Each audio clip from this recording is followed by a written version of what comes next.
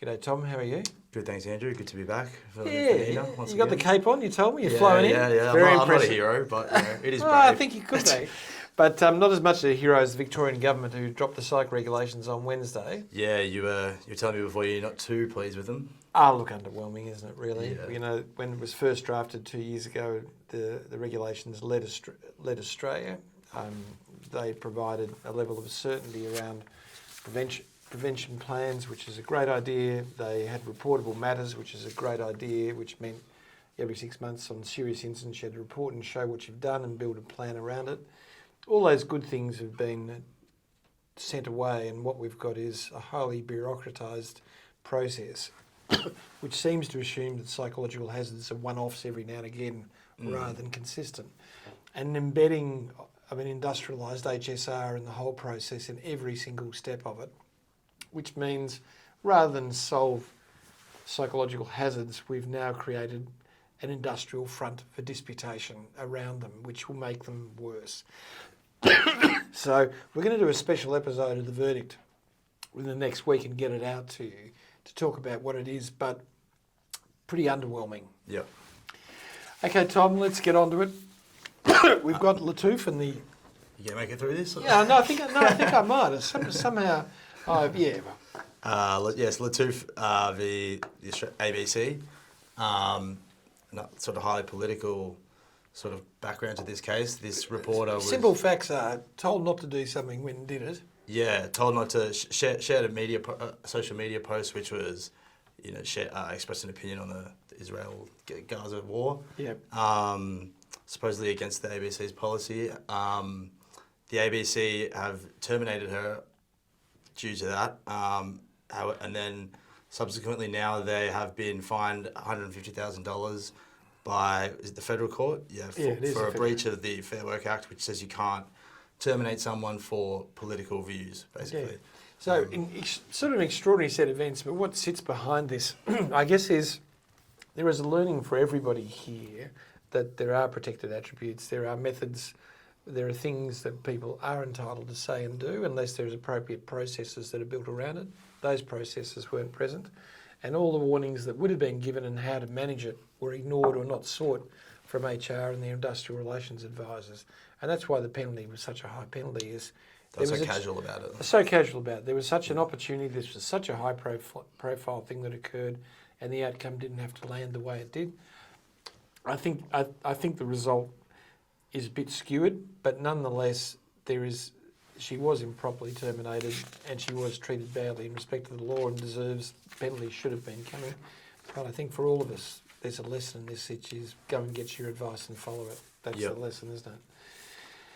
I think the next case is a killer, Tom. And so this is Young's case. An anti-bullying application. And I guess before we talk about the facts, you and I sit between two jurisdictions, workers' compensation jurisdiction, where if I say you treated me poorly, it's elevated to bullying and it defeats reasonable management action and cases are accepted. But if you go to the jurisdiction that does deal with bullying, it's heartening that it's a very robust jurisdiction. So in this case, when you look at what happened with this employee, they started a performance management process, they took repeated sick leave, and they painted themselves into this victimhood. They didn't like the performance management plan. They felt aggrieved by it. They failed. Their attendance at work became quite erratic upon return, and they were asked to submit manual timesheets and formal leave requests and things like that. Took offence to that as well. All of this amounted to them feeling quite victimised. And I think I loved this entrenched themselves in a victimhood narrative. Which was not real. And I guess when we look at all of us deal occasionally with red flag employees, people who fall into this dark narrative, who believe they've been wronged. The nice thing about the anti-bullying jurisdiction is as long as you act in a compassionate, generous and sensible way, no order will be made against you.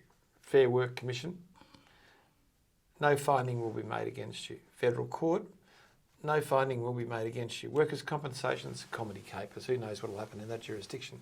But in the other jurisdictions, if you're compassionate, have a process, you follow the process, you're kind and you make adjustments to someone and they you'll succeed. You don't need to fear these. You don't need to bullying, fear these characters who lurk out there and you go, oh my God, this, what's going to happen if I do this? The answer is if you do the right thing, you're going to be fine. But I thought it was interesting, and I think it's a case that has a lot of learning around. Tom, you and I deal with investigations all the time, and Sewell and Donata Airport Services really is a stark reminder of what you shouldn't do, isn't it? Yeah, quite a flagrant example of what not to do. Yeah. A male employee had commented on a female employee or recommended that they wear something to an upcoming function, basically. Yep. The female employee felt uncomfortable with this and reported it. Yep. The employer commenced an investigation but failed to provide the employee with the outcome of that, and in the meantime didn't or refused to make alternative arrangements for the two employees to work separately, which caused, for obvious reasons, the female employee felt uncomfortable with that. So there's two parts to this, Yeah, isn't there, Tom? The first thing is you would think once you've made findings that you would immediately provide them to the complainant, and they only did that when she requested it. So she felt that they didn't care about her, or they were disinterested in her. Yeah, it But was an then afterthought to them. but the second part is the killer, the person for which you feel aggrieved. And the only reason the claims weren't substantiated in the findings is, we'll talk about the investigator in a second, is the investigator said, well, it was he said, she says, so I can't make a decision. And they said they couldn't move her, separate their rosters because it would be a form of reverse discrimination against him. But the consequence of that is that she feels like her complaint hasn't been taken seriously, and they haven't looked after her by making her feel safe. And so they effectively said you can't work there. They know she felt unsafe. And isn't it interesting how too often the Fair Work Commission just doesn't understand safety law? Because safety law is really clear. Your obligation is to provide a safe place of work. That does require you making alterations, even if it is a reasonable perception of the person rather than a proven fact. They failed to do it. They lost, 30. They got the maximum amount of compensation. Of course, they couldn't do anything to reinstate somebody who's been constructively dismissed because the employer had already done the wrong thing and been committed to doing the wrong thing. Yep. The next one's an example of. Sorry. No, that's okay. So why don't we go on and have a looking? We've had now two cases where charges have been laid around psychological hazards. Yep. The most recent one, probably the leading case on psychological hazards in Western Australia against the government in the prison section. All these cases invariably arise from a serious complaint made by someone who felt unsafe. And once the charges are laid, they are subsequently withdrawn. I think there's a bit of learning we've got from the two cases, isn't there? Do you want to go into the facts of this one at Yeah, all, that'd be good, yeah. So a female worker at a prison in Western Australia, was it? Yeah. Made a complaint that she felt unsafe at work because she was subject to harassment, bullying, things like that. So it's a serious complaint there. WorkSafe Western Australia have begun to prosecute and subsequently withdrawn upon closer inspection, which I think revealed that they did have systems in place. Yeah, and I guess, so every time we get WorkSafe come in for one of their attacks on psychological hazards, they seek every document in the world they can find. They speak to a whole lot of people, but the real issue here is, Tom, these people come in as inspectors with a narrative to prove a case. And when they do that in a relatively unsophisticated form, they walk away and the documents tell them, this person was wronged. But then it's subjected to deeper and much more intense scrutiny by a skilled person in the law, and they go, but you do have an evidence of infrastructure, you do have processes, you do have a commitment to those processes. We'll never succeed to the relevant standard of proof.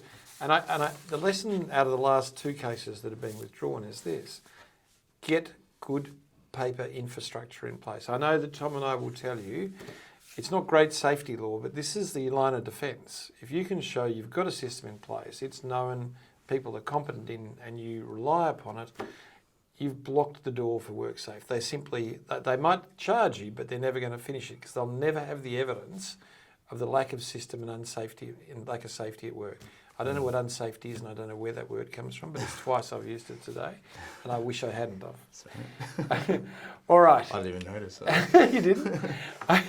Well, I'm glad you didn't notice. That makes me feel a lot harder. Well, this next, following from that though, this next case is an example of someone who wouldn't have any infrastructure to show. No, Intermax, we put Intermax here, which is the director touching and squeezing an employee. Yeah, we should elaborate a bit on that. Sorry. Sorry. That's the heading anyway. Yeah. But Intermax, this is a case called Intermax. Tom, tell us the facts, because this is... Yeah, it was a sole director of a video production company who employed one person, a female employee, who complained to WorkSafe that on multiple occasions he'd touched her inappropriately. She did, not he did. He didn't complain about it. Is that what I said? Yeah, I just thought I'd help you out. No, we should get that right. So he touched her inappropriately. She reported it, and then it was investigated and found that there was no, given the lack of system there, it's just one employee reporting to a sole director. There's no system that would facilitate any mediation of that complaint or policy in place for her for dealing with those sort of... Yeah, and there was no policy internally. So, yeah. And you quite... So this is a prosecution. But Tom raised with me just before, he said it's just impossible in these small businesses what actually happens. And the answer is, this is the sad process that in smaller business where there's one owner and a few people, there is no way to put someone else in charge. There's no way to move around. But what that does mean is you end up in places like this, which is a prosecution, which is a $40,000 penalty against the director. Had there been some external method of dealing with this, had the director owned their behaviour rather than denied it, the world could be completely different. But small business faces a complex world. They don't have the systems. Even if they did have the systems, it couldn't prevent the ongoing risk that occurred. So it was an interesting case, but just shows the lack of policy is a critical issue once again. All right, we're off to the ANU. Yeah, so in this one, the Australian National University, not sure what that is, but where is it? Canberra. Canberra? Yeah, Australian National. Well, yeah, makes sense. You just be careful, because for Nina, that's a university. Yeah, just to be really clear. Alumni in the building. Yeah, so they had decided to undergo a restructure, which was going to result, or did result in 400 jobs being made redundant. In the process of that, a health and safety representative created a report into the psychological... Who knows the merit of it? The only thing we do know is they're not an expert. Right. And they do have an industrial element that they're playing. Yeah, very keen to get that off.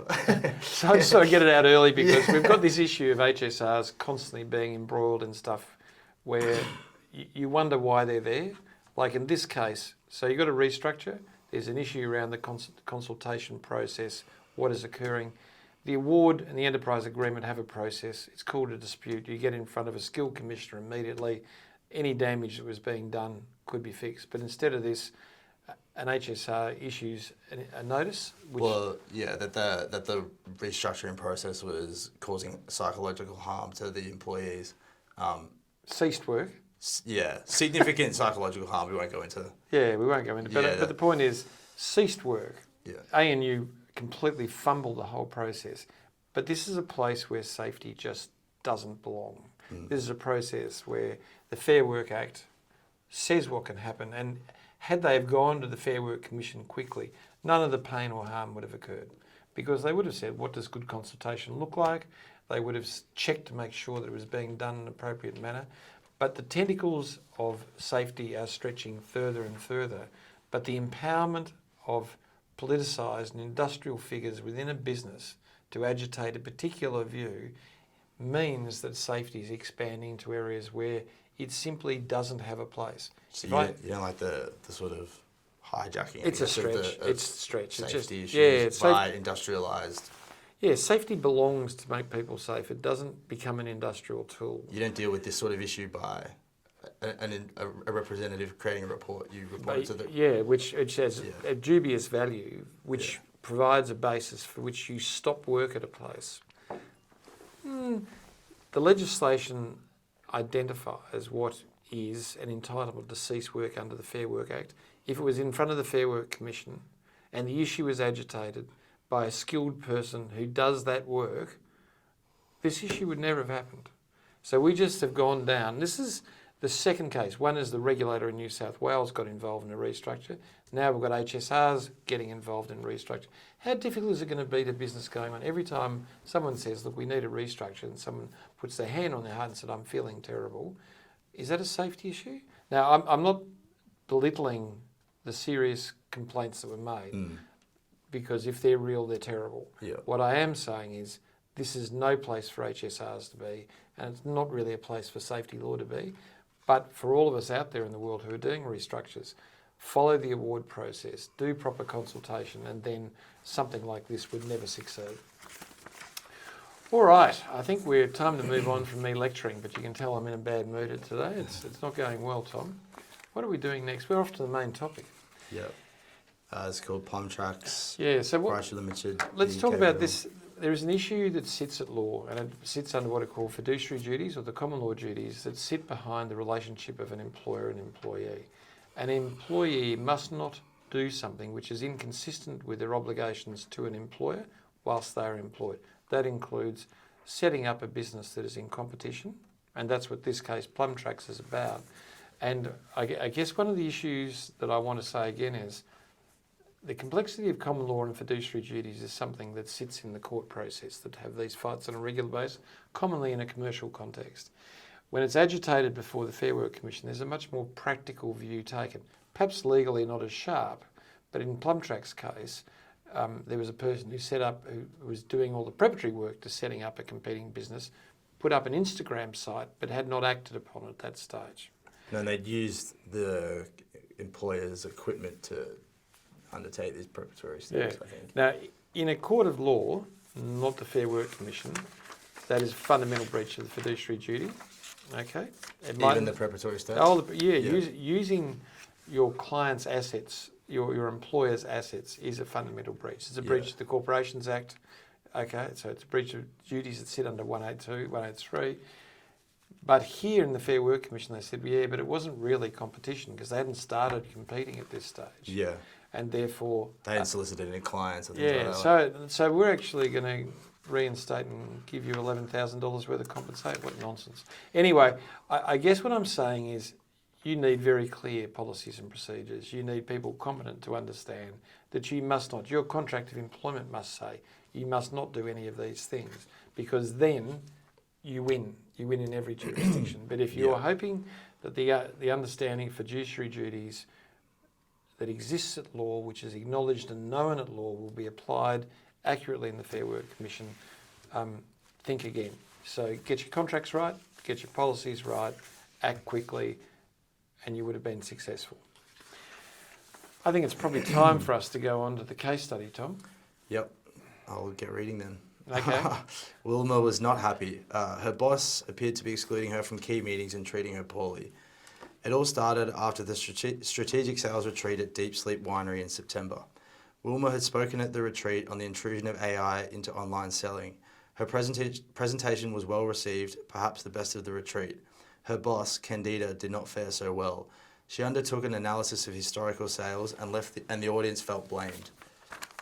The CEO, in wrapping up the retreat, mentioned Wilma's talent, imagination, and leadership in the changing world. He pointedly explained that history speaks more eloquently about the failure of leadership to embrace change. Now, with a new direction from Wilma, the pathway forward should be paved with gold. At the last night drinks, Candida took Wilma aside and told her to never upstage her again. Wilma felt humiliated. Candida angrily noted how blindsided she felt by what Wilma had said. Wilma could smell alcohol on her. She knew the CEO had worked with her on the paper and rated her highly. She also knew that Candida had sidestepped the project months earlier. Wilma tried to be kind and change the subject, but Candida continued. When they returned from the retreat, Wilma noticed changes in the way Candida worked with her. The sole method of communication was now by email. Her work instructions were unclear and high level, and when Wilma sought clarification, she received brusque comments directing her to put her head down and do it. Wilma sometimes failed to read the tea leaves, and when she did, Candida pounced. Wilma applied for a job with a competitor and advised her CEO. She explained what happened and said it was now untenable and was starting to affect her health and happiness. He told her to hold off and that he would fix it. He spoke to HR, who investigated claims of bullying by Candida toward Wilma. The HR manager found the claims of bullying substantiated and issued a show cause notice to Candida, stating that the allegations of bullying were substantiated, but that there was no particulars of how she was said to have been bullied. Candida sent a certificate of capacity from her GP, stating she had been hurt and humiliated from the retreat until now, and that the disciplinary process was the final straw. She suffered from an adjustment disorder, anxiety, and depression.